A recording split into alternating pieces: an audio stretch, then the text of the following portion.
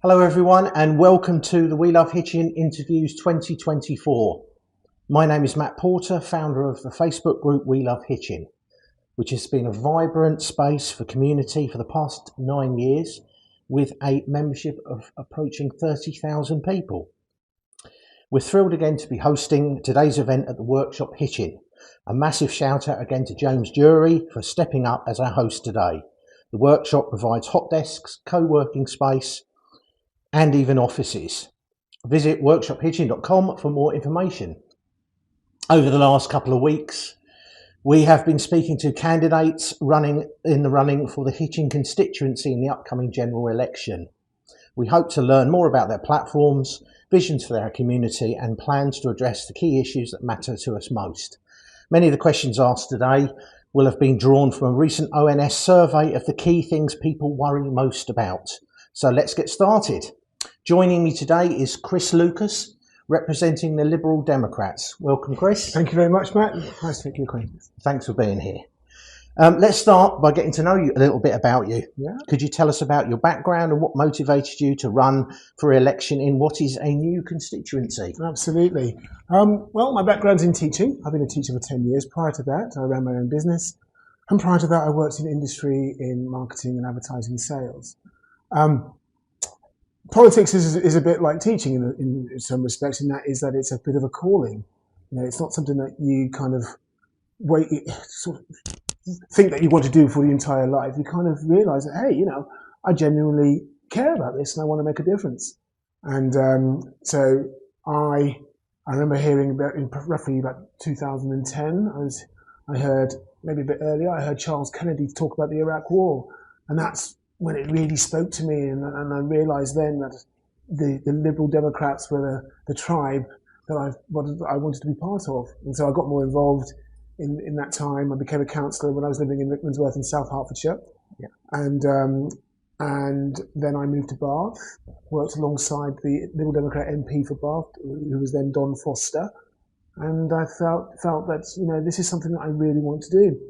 I came to Hitchin in 2018 and got a job as a lecturer at North Herts College and also at the University of Hertfordshire, teaching business and law. And I've been there ever since. I live in the centre of town on Brown Street. My children go to Hitchin Boys School. And so I am embedded into this community, and I also represent the community now as a councillor.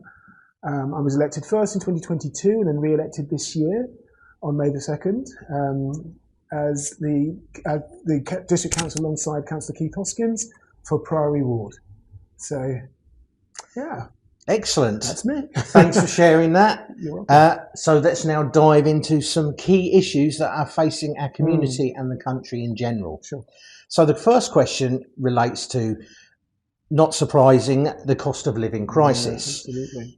Many families in Hitchin are still struggling with the rising costs of living. Food prices seem to be rising at alarming rates, whilst we are being told inflation is now under control.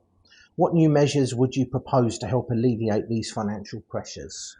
Well, I too am in suffering like everybody else as a result of the cost of living crisis. House prices are going through the roof. Inflation, okay, the news today was welcome, but it's still relatively, compared to not that long ago, considerably high.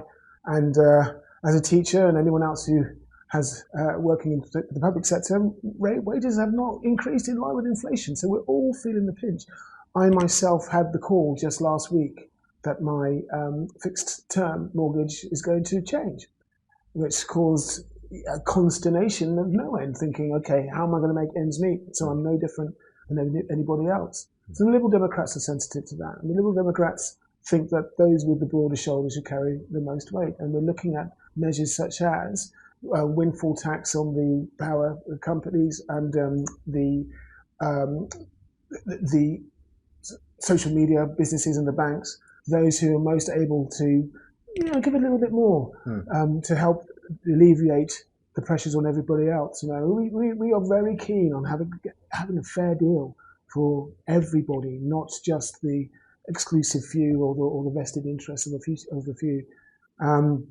We're also keen to look at capital gains tax and using that mechanism to try and bring in more money into the exchequer so that it will take the pressure off those who are struggling right now.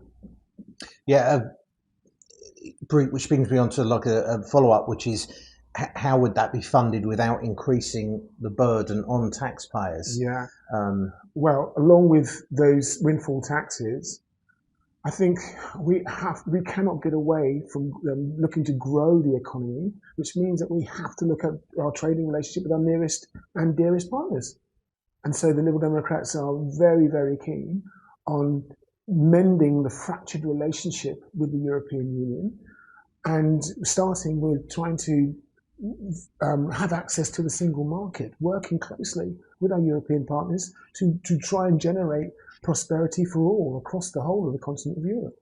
I mean, I understand. From what I understand, the view is to try and rejoin Europe, but that would have to be through a referendum. Are you looking just to repair the ties that have been broken by the whole process? Absolutely.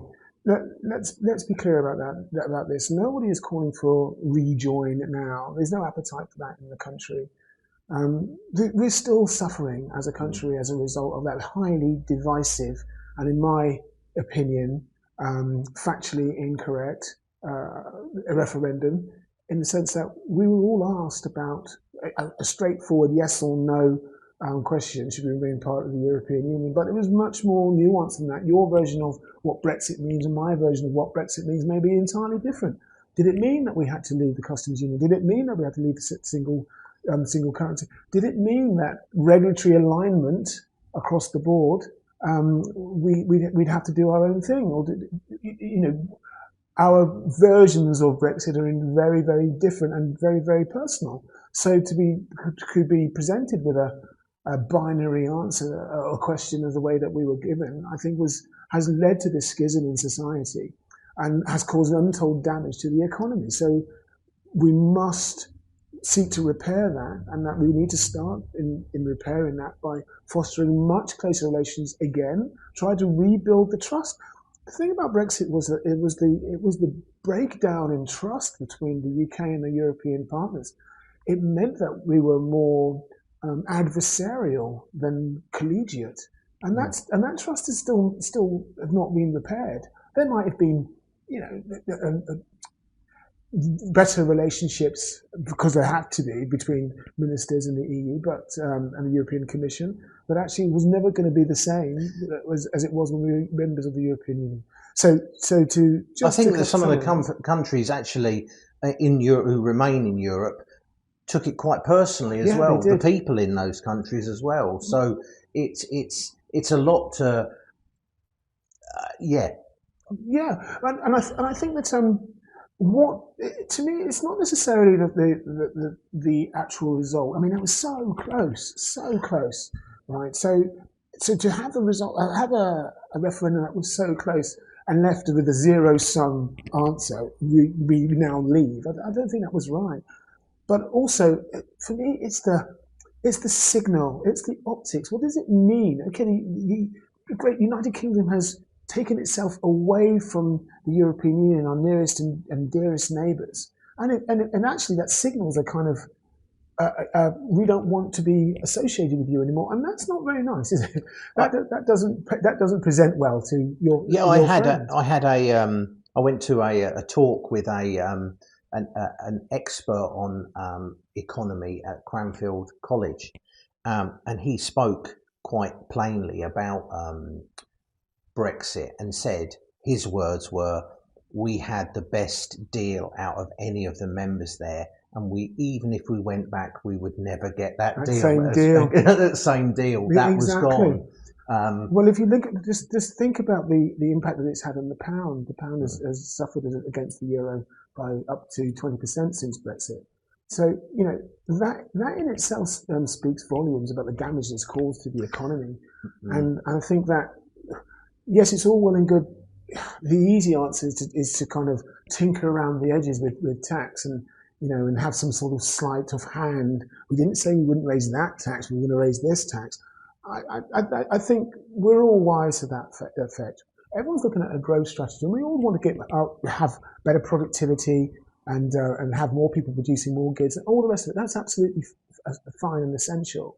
But let's not lose track of the fact that we've got this market of 400 million people on our doorstep, and we're putting up barriers to trade. And that makes no sense. So, as I said, I teach business and law at North Hertfordshire College, and one of the things that really, really upsets my students is when and I always try and play both sides, as you know, trying to help them to kind of develop their own critical thinking skills. And they just look at me with astonishment and bewilderment and say, you took us out of this market. You're teaching us about economics. You're teaching us about trading and sales and international markets and international relationships. And yet you're trying to make the case, the academic case for Brexit, and you're failing, sir, miserably. Yeah. So, and I can't say further than that, really. Well, thank you very much for that. Thank you. We'll move on to question 2 then, yeah, sure. Which is NHS and healthcare. Yeah. With 85% of the people in that poll concerned about the NHS, what are the plans to improve healthcare services, reduce waiting times, and address staffing issues? Yeah. It wasn't that long ago when I had to try and get a GP appointment myself. And funny enough, we are just down the road from my GP surgery. And if I told you that I picked up the phone at 7:59 a.m. and then literally I looked at my phone and then pressed dial as soon as 8 a.m., only to be told I was 29th in the queue. And I'm sure that my experience was no different from the vast majority of people in Hitchin. We are blessed with some fantastic doctors and very, very, very professional and they want to do a good job. However, clearly, the demand is outstripping supply. So the key thing that we need to look at is increasing the total number of GP doctors across the country. And the experience in Hitchin is no different. It's been replicated throughout the constituency. I know that in areas such as Arlesey and Stotfold, it is particularly acute. Yeah, I live in Stotfold. So there you go. So you know as well as, but probably better than I do. I have to tell you that our family, due to our personal circumstances, as we have children with who are vulnerable, right, we chose to move surgeries to Letchworth, which is out of catchment, and we had to sign a form to say that we agreed we wouldn't have home visits and those things. Not that I had a home visit for a long time.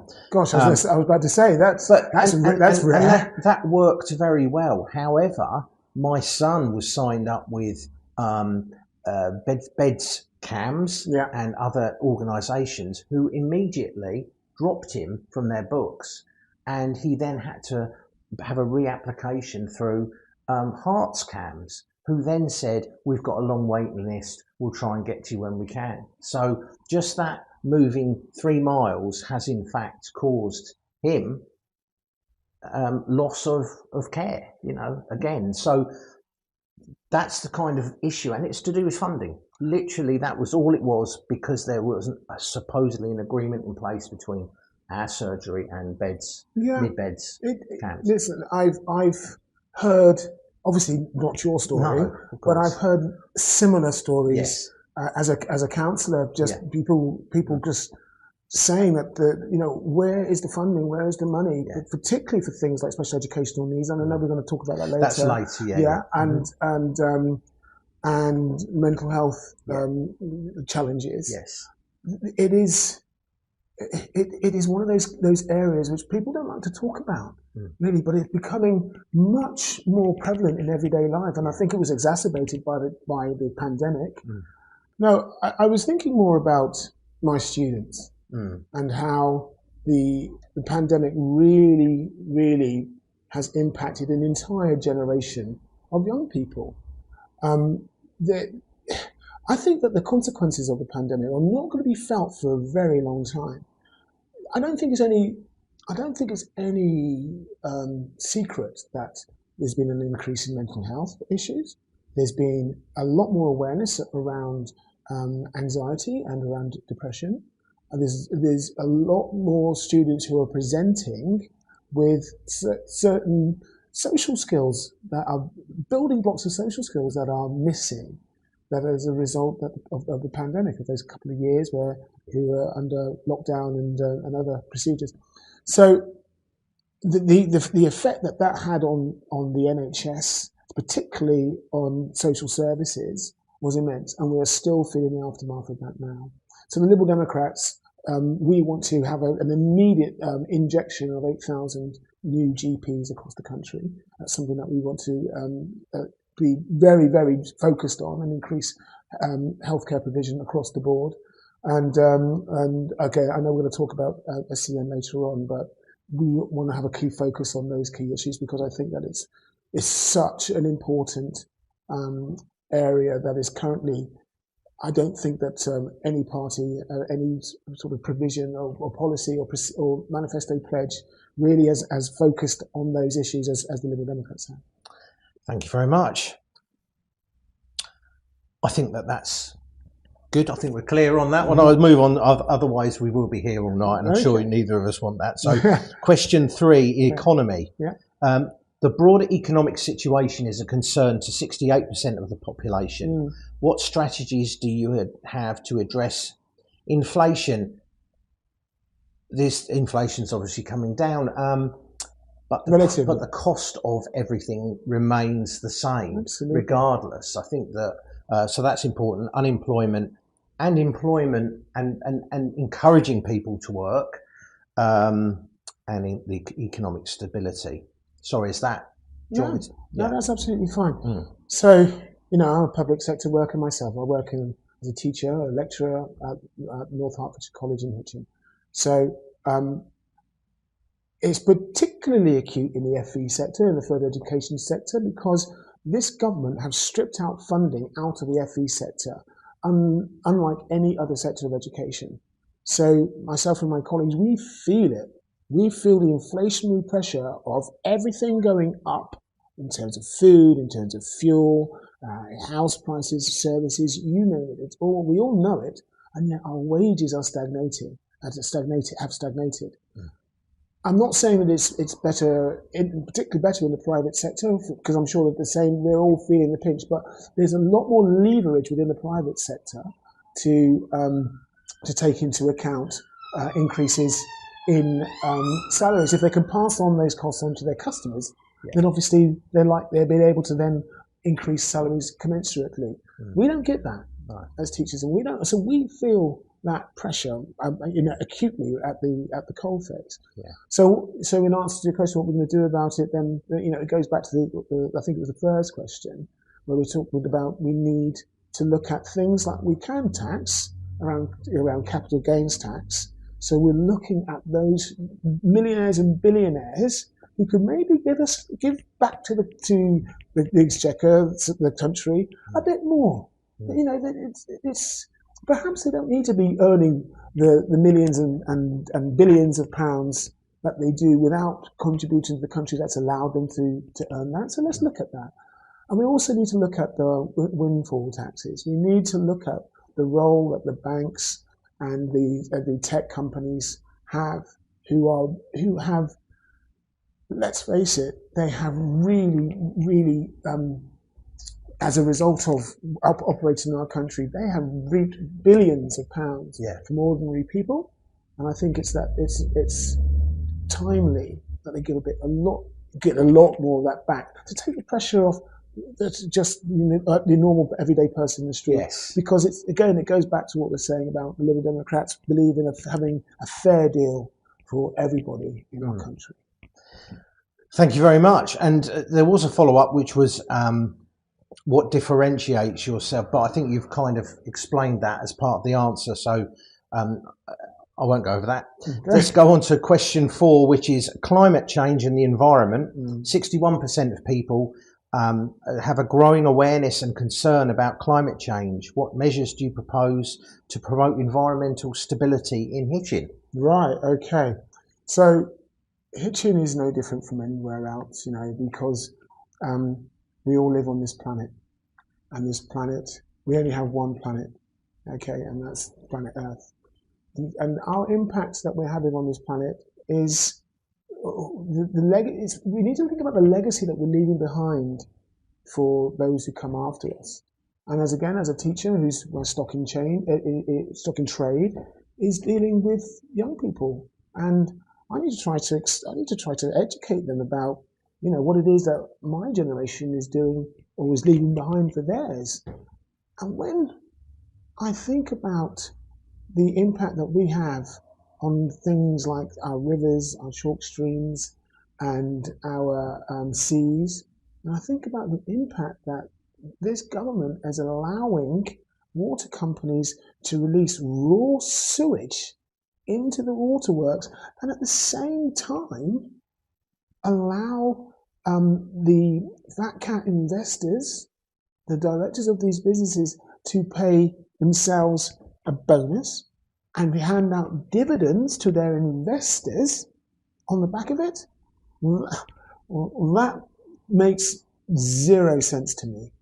And so one of the things that we want to do is that we want to have an Ofwat, the Office for Water Regulation. We want a regulator with teeth. We want to replace the Ofwat, because clearly they're not fit for purpose. Yeah. All right. So we want to replace Ofwat and have a regulator with teeth who can actually genuinely find the companies where it hit them, where it hurts, really, and make sure that those fines actually do have an impact to help prevent those releases. We also want to do something kind of.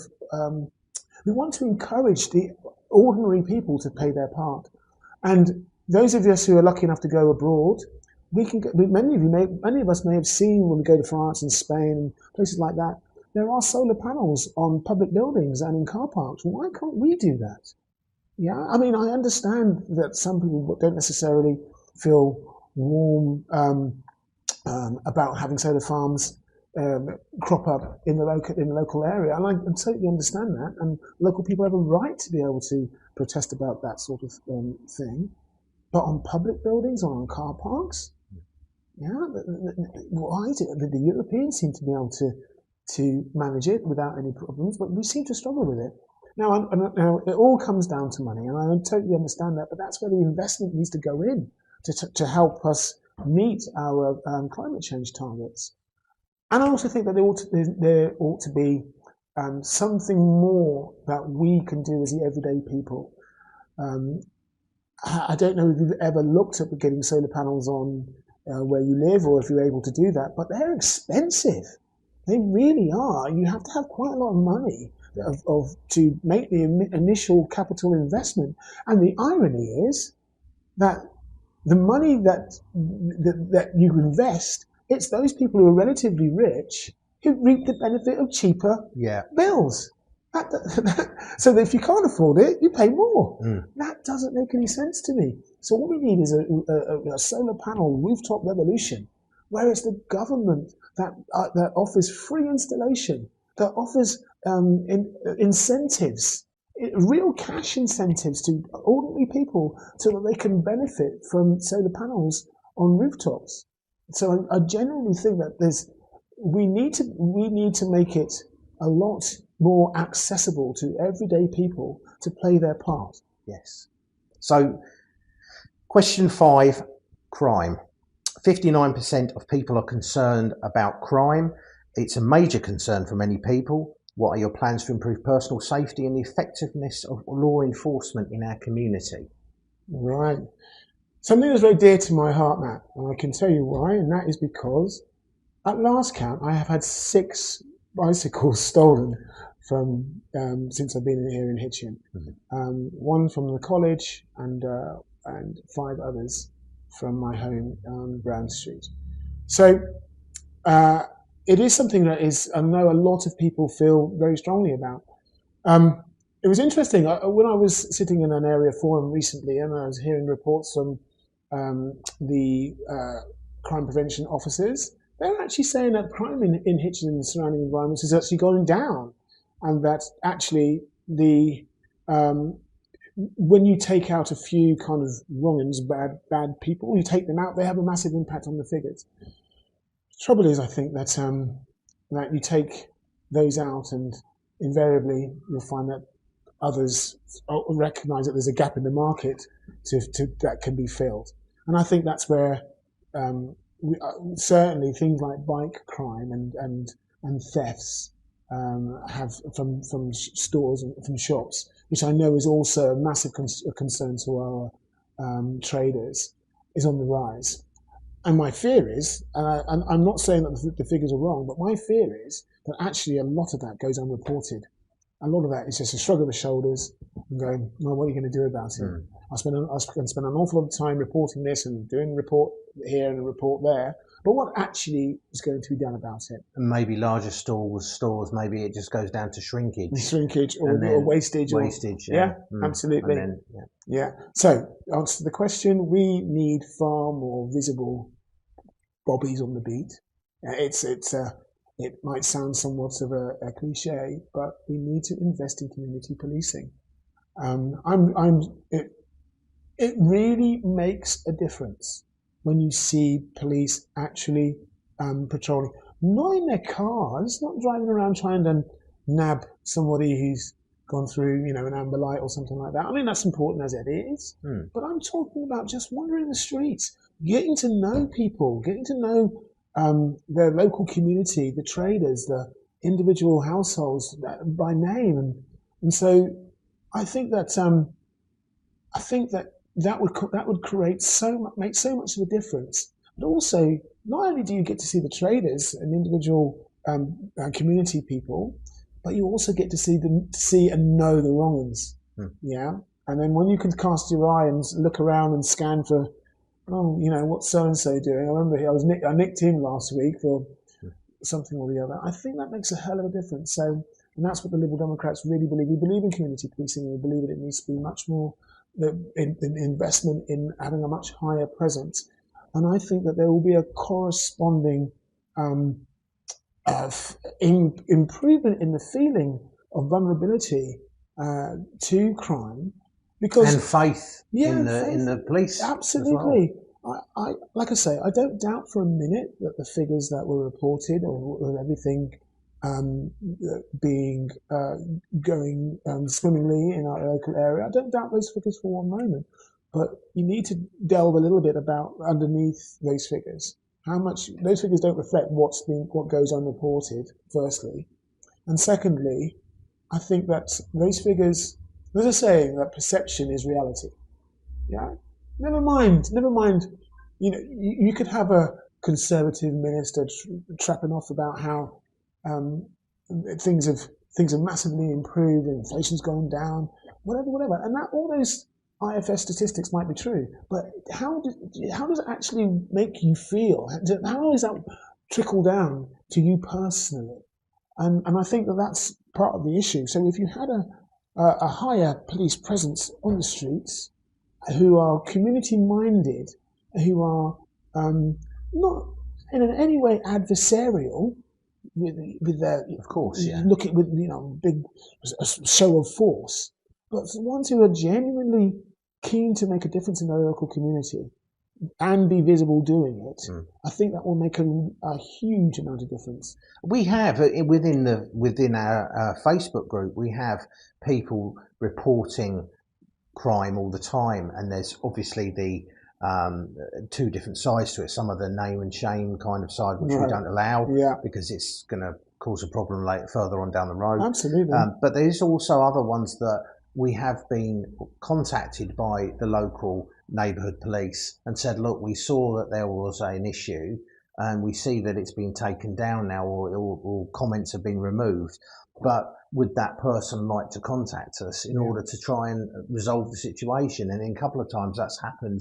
I think my bike was relatively successful. My bike was on We Love Hitchin. Yeah, my neighbour put it on there, so I myself have availed myself of that particular certainly, service. and that brings a bit of faith, because otherwise you get people, police won't do anything, but of course they will do what they can, and in this case they have. So Yeah, it was good. Yeah, it is good. And, you know, in my role as a counsellor, I've got to meet a lot of the community policing guys, and they are wonderful people, and they do care. They genuinely do care. It is, however, one must think really, is it, you know, what's really going to happen as a result of this? Is it really going to, if me giving my time to report this, yeah, there's a trade-off in all this. And so, but I think that if there were many more, a lot more bobbies on the beat who are really visible presence, who are known community figures and are proud to be embedded in the community, that to me, I think, will have a trickle-down effect on not just the actual numbers, the hard numbers between around crime rates, but also in the perception that people are feeling much safer in their own homes. Okay, thank you very much for that. I'll move on to question 6, which is housing. Okay. 58%. So housing affordability and availability are significant issues. Yeah. What measures would you take to address the housing crisis, particularly for younger people and those on lower income? I know, having done some research myself, that the price of the average price of a house in Hitchin itself is 20,000, 30,000 more than the outside villages and towns. 200,000 difference between Hitchin and Ipswich, where I used to live. So that's a lot of money for people to find from their first home. My first home I was able to get at the age of 23. I understand it's late 30s, sometimes in the 40s, before people are getting to the point they can afford a home. So what would you do to try and address this crisis, or what the Lib Dems will do to address the crisis? I was listening to the radio today and I heard this statistic. I don't know how true it is, but it was on the BBC, so it must be true.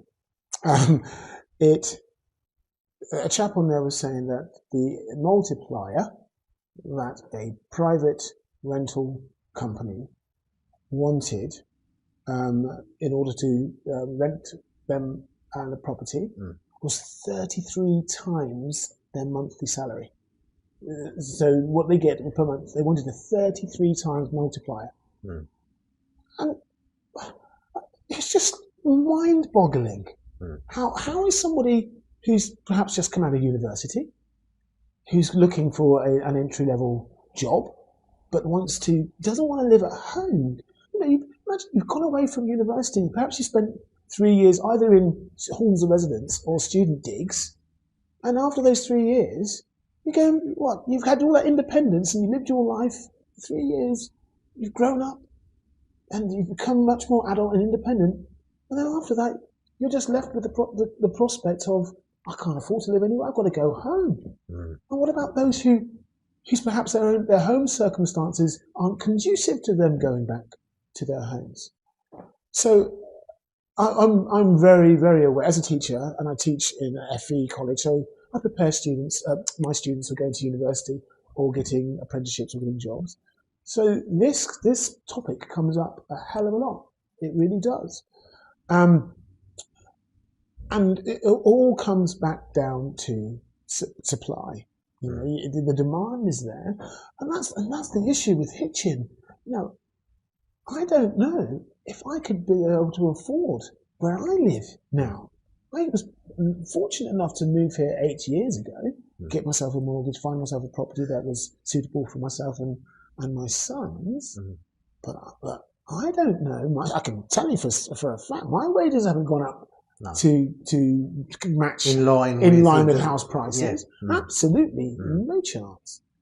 And so it does beg the question. We are victims, Hitchin, are victims of their own success. Someone said to me the other day that Google employees in their handbook, when they're moving offices, Hitchin was one of the recommended places where they live. Yeah, and because it's certainly a popular place. You only have to look at programs such as Location. Absolutely. And I grew up in Hitchin, and I see them walking around streets that I'm amazed you know, because they're transformed from what They when I used to grew be, up, where they yeah. might have been, I don't know, you know, it's just an amazing transformation of the town, really. Not only the transformation of the town and the money that has clearly flowed into the town, but it's also we benefited from really good schools, really good schools. And despite, yes, there's been difficulties getting GP appointments, and we haven't even got on to dentists. I don't know if that's coming up later. But public services and crime rates and education are all really, really high. The crime rates are high, really low, but the quality of our public services is really good. And then you add on to the fact that you can get a fast and relatively reliable train service from Hitchin into King's Cross in 35 minutes. The secret is out. So if you want to find a wonderful place within easy reach of London, within the commuter belt, yes, there's this great place called Hitchin. That is just, you know, within easy reach of the big state. And so the answer is supply. The Liberal Democrats believe that we really need to have a house building program with 380,000 houses per year built for the duration of this parliament. But we also need to have a proportion of those dedicated to affordable housing. And of those, 150,000 a year should be in affordable housing. Now, of course, that's UK-wide, and that's a lowest level, that's the base level. So we would be looking to encourage certainly local councils. We want to give them the investment to go on a house building, make a house building program, identify the areas that could take on board these additional housing. But you know, I'm a councillor in Priory Ward, and I'm well aware of actually, you know what, the ward as a whole is, yes, we have pockets of deprivation, but it's a fairly affluent ward, and there ain't that many places around where we can suddenly put a load of social housing. There's not, or affordable housing. Yes, there's not. So, you know, there's no magic wand to be waved here, but you've got to make a start somewhere, and having some kind of minimum number that you're going to shoot for every year, I think, is a start. Yeah. Okay. Yeah, I mean, personally, I've experienced where I moved back to the area, looking for a home to buy, renting, and then being stuck in rent for 4 years and spending £50,000 in rent. You know, that was the deposit to my house. That's crackers. Absolutely being spent. So the price of private renting and all of those sort of things are a real. If you can't afford a home to buy with a mortgage, you're spending as much renting a home. Probably more. Or more. Yeah. So I moved, as I said, I moved from Rickmansworth. Yes. And again, in the south of the county. Again, a very prosperous commuter belt area. I was very privileged to live there for a number of years. To then go to Bath, and again, it's another very... you know where to live. I know, yeah. It's all work has taken me these places. And then again, I really, back in 2018, I was privileged enough to move to Hitchin, and I've seen house prices just go through the roof, absolutely astronomical. So, and I don't think nobody's got silver bullet to this problem, but you have to start somewhere. And I just don't. In the past, I think we've sort of exported our people on lower incomes, modest incomes. We've exported them to areas, like you said, slightly on the conurbations of Hitchin, on the outskirts of Hitchin, because it's £20,000, £30,000 cheaper. And the supply is a lot higher in those areas. And possibly the building is more prevalent on those areas. Yeah, precisely. But I don't think that's right. I don't think that's fair. you said you were born and raised in Hitchin before you moved off possibly to university or whatever. The fact is that why should you, who was born and raised here, not feel some kind of entitlement to be able to live back in the town where you grew up? So I think that's fair and reasonable. So we just have to make sure that the government is funding the house building program to provide for affordable and social housing for those people who actually come from the area. Okay. Right, I will move on to question 7, which is roads. What will we do to improve the appalling state of our roads, where in particular potholes that are a hazard to drivers and pedestrians indeed? They cause damage to cars, people trip over, and they're not being repaired timely due to arguments over who's responsible, whether it's an adopted road, unadopted, on a whatever. What plans would the Lib Dems have to try and sort this problem out? And it is particularly acute in Hitchin and throughout the constituency.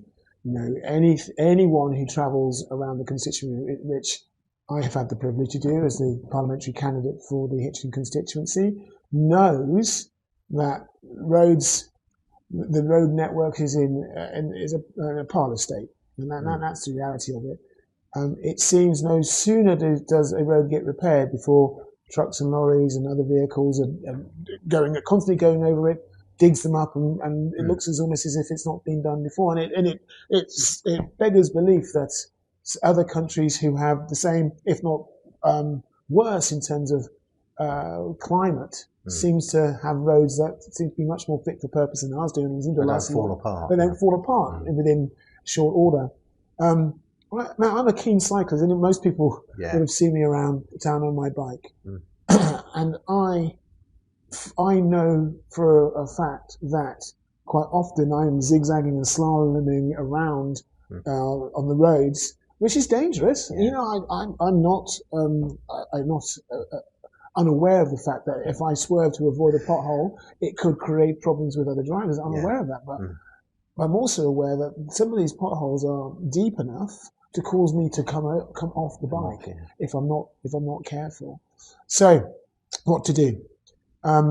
The arguments. It's interesting that you mentioned whose arguments about which authority is responsible for. As I'm sure you and your service users know, that roads are responsibility of the county council, and the Conservative-run Herts County Council have, I genuinely believe, have been derelict in their duty in getting roads repaired in a timely manner. Now, of course, they're going to say that it all comes down to funding from central government, and they wouldn't be wrong about that, because central government have been starving local councils, county councils, unitary councils, and district and borough councils of funds for a very, very long time. So you need to start funding, having a dedicated pot of money earmarked for potholes or road repairs. And the Liberal Democrats have identified fully costed, fully funded £380 million reserve dedicated ring fence for potholes to fix 1.2 million potholes each year. Good. Excellent. And so how quickly would that be enacted? Well, obviously... How long would people have to wait before these kind of things started filtering through? Matt, in my wildest dreams, I would love it to be a Liberal Democrat government to come July the 5th. The bottom line is that that expectations may be slightly unrealistic. But you may have an influence. But we may have an influence. And so if we do have an influence, then that would mean that we would look to exert our influence from day dot, really, from the outset. Yeah, it's one of those. It's a top priority for us, transport and road usage.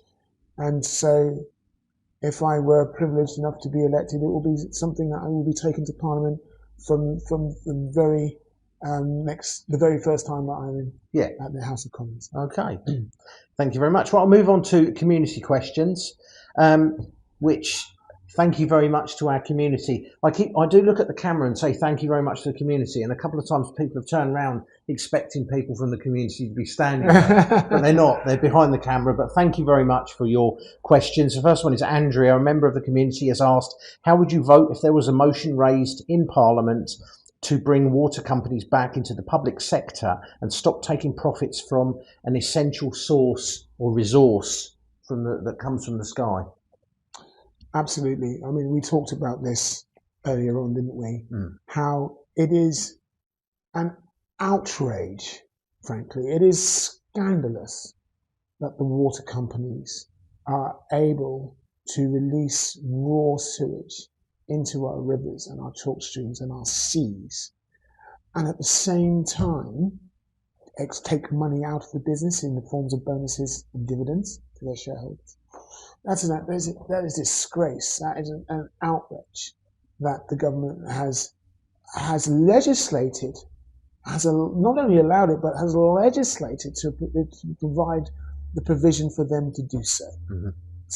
So what, like I said, what we desperately need is a regulator with teeth, and we also need to ensure that the water companies are part of there's a mechanism where we don't have it bring it back into full public ownership, but there are public organisations that can actually have oversight over the water companies that will allow for the public to have their say in how their water companies is run.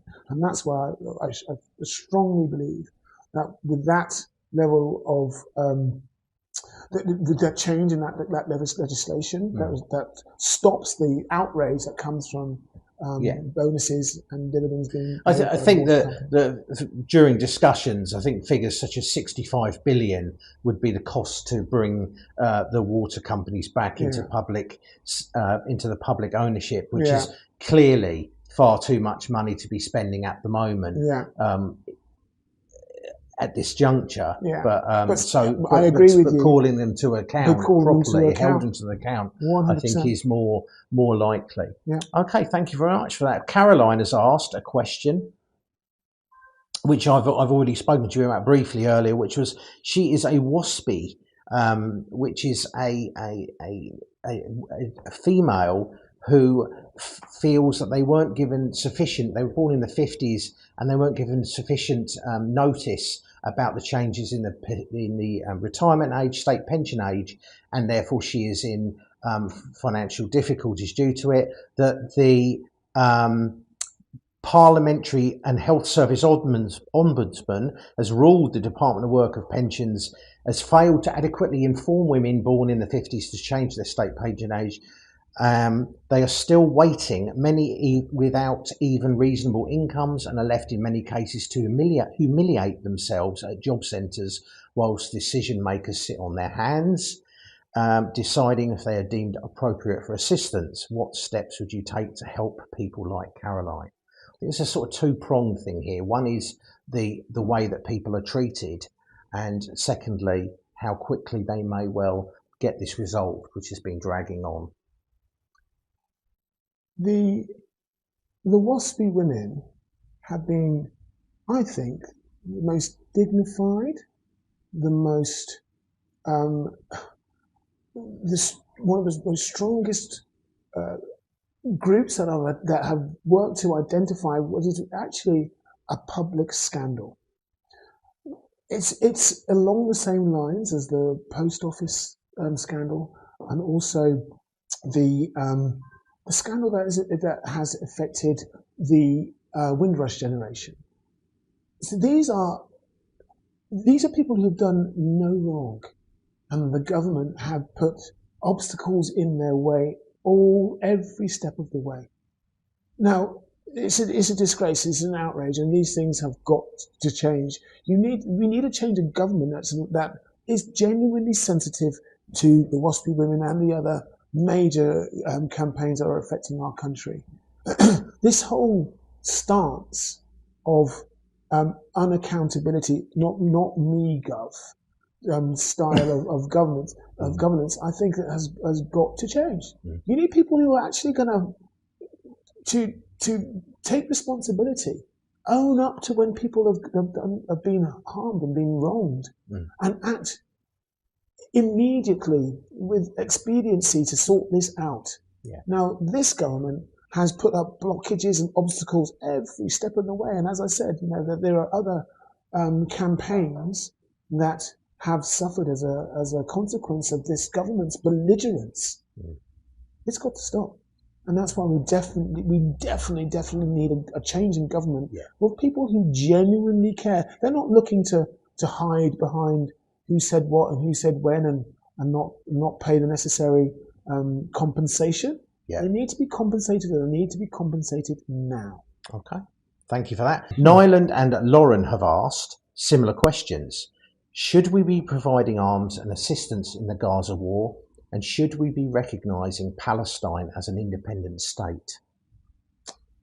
I'll take the last question first. Yes, we should. I think that Palestine should be an independent state alongside a safe and secure and independent Israel. So the shorthand is the two-state solution, as they say. But absolutely, it should be an independent state. That doesn't necessarily mean that it should be set up in order to make Israel feel threatened, and that don't have the right to exist, which is unfortunately the stated aims of a lot of those terrorist groups that currently are prolific in Palestine. Obviously, you've got the Hamas, and you've got the PLO, and then in Lebanon you've got the Hezbollah. So that doesn't necessarily mean that you can set it up and Israel is constantly feeling threatened by the nearest neighbor. That's not what this is about. The two-state solution provides for the means that both states can have the right to be free and govern themselves. With regards to the first question about selling arms. Yeah. Should we be providing us? I know that we don't technically provide arms, but we provide the licenses to the arms dealers or the weapons dealers. Yeah, absolutely. Which is very different from other countries who directly, like the United States, for example, who directly provide arms to Israel. But we do have a licensing agreement, and we allow our companies to sell weapons to not just Israel, but to other regimes around the world who have not necessarily the best record when it comes to using them properly. And I think that the licenses, I'm not saying that we shouldn't sell arms, or we shouldn't provide those licenses, but it's how we govern the licenses. What conditions do we place on those licenses? Yeah, we provide conditions on when we and rightly give support and help to Ukraine about how the weapons are to be used in Ukraine. We should be doing the same again when we sell weapons to regimes around the world. Yeah, they should be spent on defense rather than offense, rather than attack. Okay. All right. Yeah. Yeah, but on Gaza, I don't know if there's a follow up on Gaza. No, there isn't. But if you'd like to. Yeah, of course. I feel very strongly that the October the 7th, what Hamas did on October the 7th was an atrocity, was disgusting, and was an outrage. And so those hostages need to be released, and they need to be released now.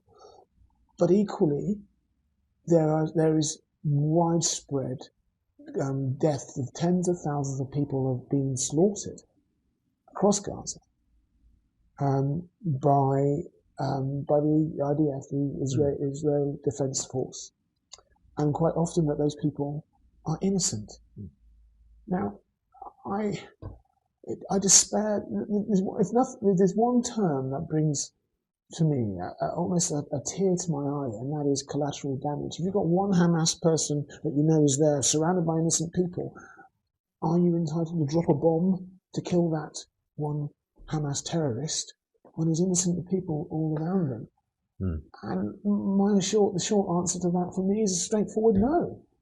We have the means if it means that we wipe out any number of innocent people, even one innocent person, just to get that Hamas terrorist, it's almost like it's okay as long as that innocent person isn't related to you or isn't one of your loved ones. Yeah. And I don't think that is right.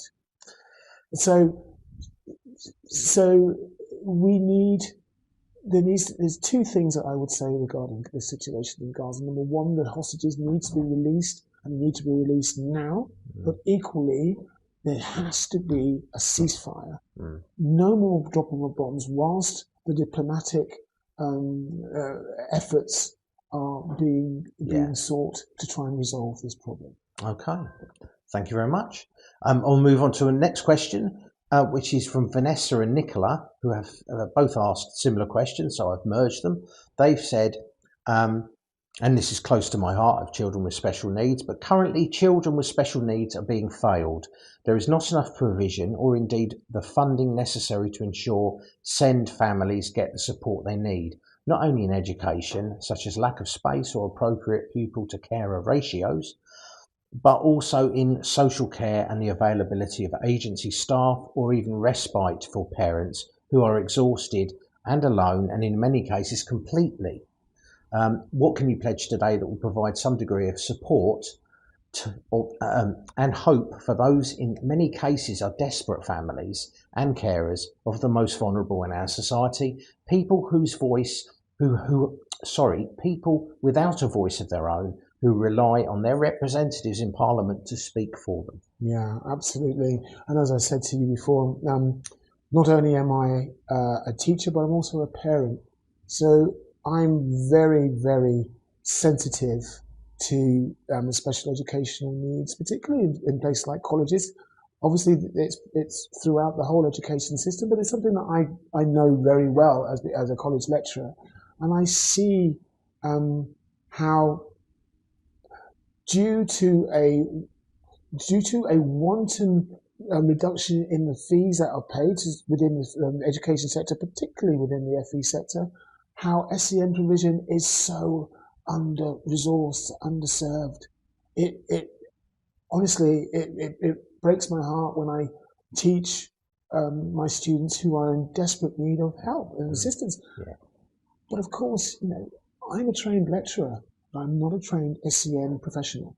And that's what every school needs. They need a special educational needs professional in every school and every college and every university, a department who are able to cope with the needs of the increasing number of students who are presenting with special educational needs. And for me, the key thing is diagnosis. And that's the hardest thing.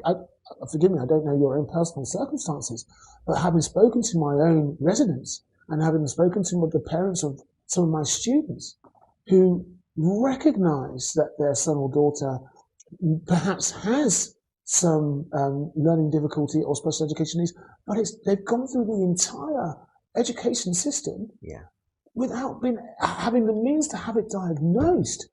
Listen, when I went to school many years ago, these sort of things didn't exist. You literally had a class, remedial class, where children who special needs, learning difficulties, behavioural issues, all lumped together into one. And that sorted out. I think that what we have now is astronomically better than what we ever did. I agree. But I know from experience that unless you are incredibly assertive, which I think I might be, you cannot get these things done quickly unless you're assertive. And unfortunately, a lot of children with special needs may well, in some cases, have parents who also have special needs and not the confidence to be able to ask those questions of those professionals and get these things done. So absolutely. and the funding of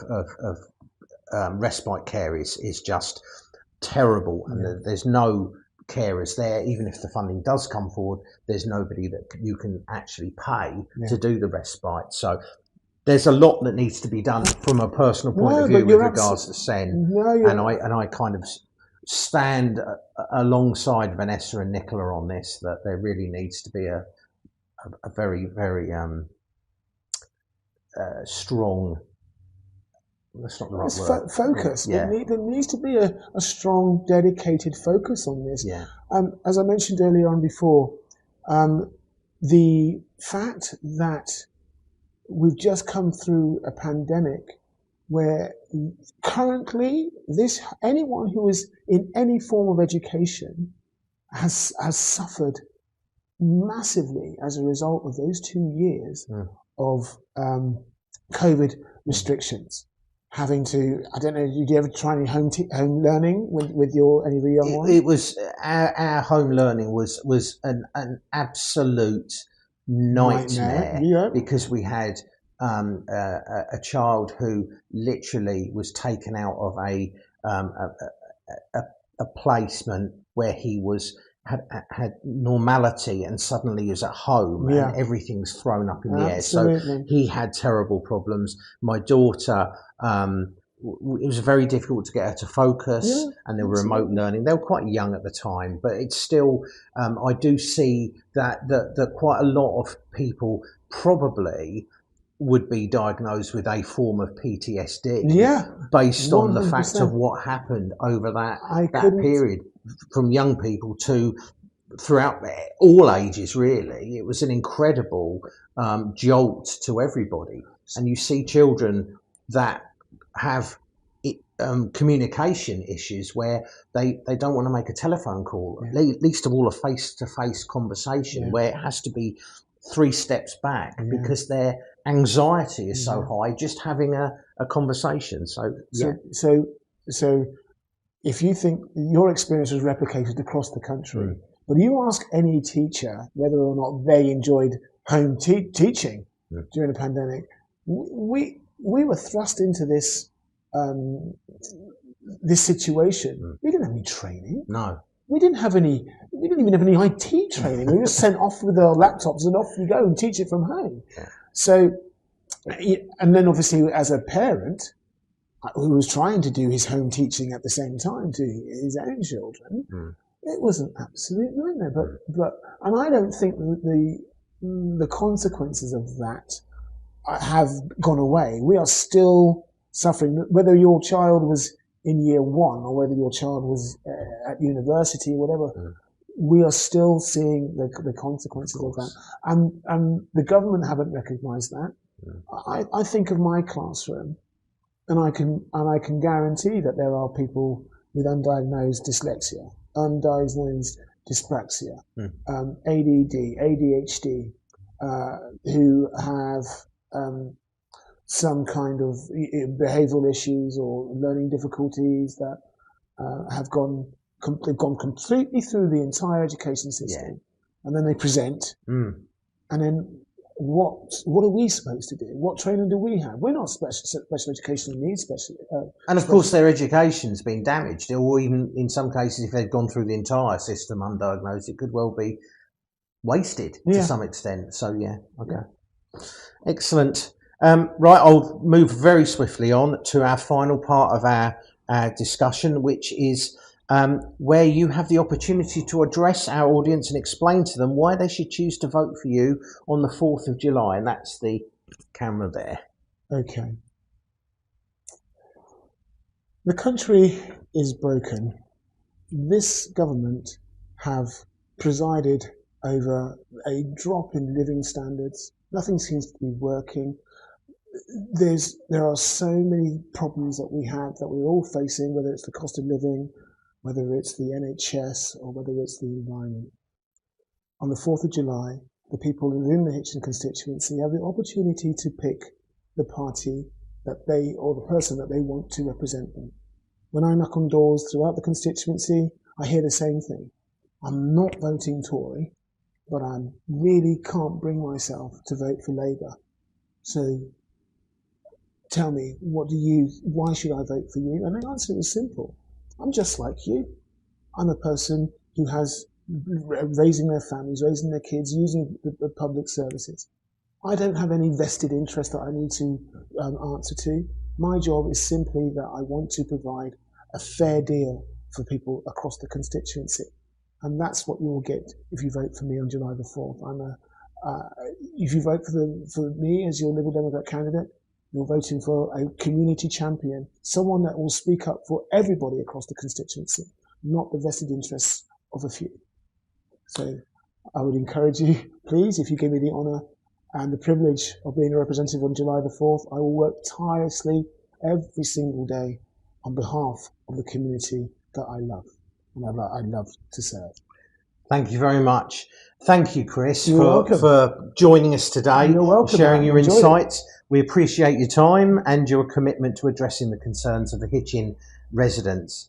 To our viewers, which I'm getting blinded now, we've been sitting here a little while. To our viewers, this is the last of the planned interviews. I hope you found them useful and good information and a way of gaining greater insight into the candidates' plans for the future should they be successfully elected. Also, to our members and viewers, remember your engagement and questions are vital to this process. Please continue to share your thoughts and comments on this post in the Facebook group We Love Hitchin, and remember to keep comments and discussions respectful and courteous. Once again, a massive thank you to James here at the Workshop Hitchin for providing a fabulous venue. Please do visit workshophitchin.com to find out more. I'd also like to thank the infinitely patient Amanda at the Block Hitchin for hosting our interviews in their fabulous space, and our colleagues who were also extremely helpful, so thank you to them. Also, thank you to Felix for giving up his time and Farley's Salon for his interviews and his support running the Facebook group. Big shout out to my best mate of 50 years, Paul Chalan, who has also provided help setting up and extremely welcome advice on the positioning of cameras and lighting. Finally, thank you to the admins of We Love Hitchin Facebook group who stepped up at no notice 9 years ago and still provide day-to-day assistance running the group. Thanks again for watching, and we'll see you again soon.